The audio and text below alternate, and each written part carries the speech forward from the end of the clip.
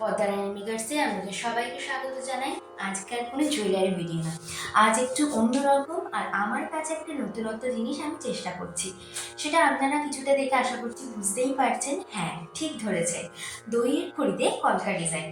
আজ আমি প্রথমবার দইয়ের খড়িতে কলকা ডিজাইন করছি। আজ আরও একটা জিনিস আমি আজ প্রথমবার করছি, সেটা হলো পদ্মারানী মেকার্সে আজ আমি প্রথমবার ভয়েস ওভার দিচ্ছি। তো কোথাও যদি আমি ভুল করে থাকি আমাকে মার্জনা করবেন।